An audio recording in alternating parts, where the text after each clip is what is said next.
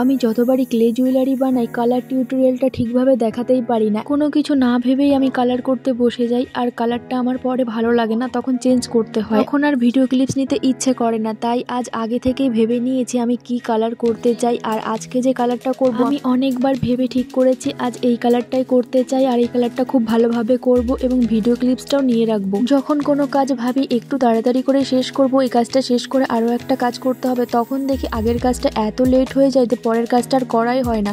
কিন্তু কোনো কাজ যদি একটু ঠান্ডা মাথায় ভেবে নিয়ে করা হয় তবে সেই কাজটা কিন্তু একবারেই পারফেক্ট হয়।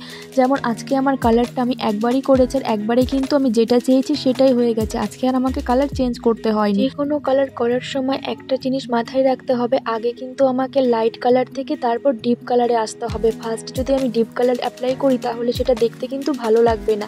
এখানে যে দিকটা আমি লাইট একটু বেশি রাখবো সেটা একটু বেশি লাইট রেখেছি, আর যে দিকটা একটু ডিপ রাখবো সেটা আমি ফার্স্টে একটু ডিপ কালার করে নিয়েছি। এবারে আমি যে পাতাগুলো একটু বেশি লাইট চাইছি সেখানে একটু একটু করে হোয়াইট কালার অ্যাপ্লাই করেছি। গ্রিন আর ব্ল্যাক কালার দিয়ে আমি ফুলের ভেতরটা ভরেছি। প্রজাপতির কালারটা আমি চেয়েছিলাম সম্পূর্ণ অন্যরকম একটা কালার, যাতে আমার ফুলের সঙ্গে মিশে না যায়। যেহেতু আমার ফুল এসছে পিঙ্ক কালারের, তাই প্রজাপতির কালারটা আমি স্কাই ব্লু আর ভেতরটা একটু হোয়াইট কালার দিয়ে করেছি। দেখো কত সুন্দর লাগছে প্রজাপতিটা দেখতে। আমি আজকে আর বেশি কিছু ভাবতে যাইনি, খুব সহজ কিছু কালার দিয়ে আমি কালারটা শেষ করেছি। এখানে যদি আমি অনেক ভেবে ফেলতাম তাহলে হয়তো কালারটা অন্যরকম হতো, সেটা দেখতেও ভালো লাগতো না, আবার হয়তো চেঞ্জ করতে হতো।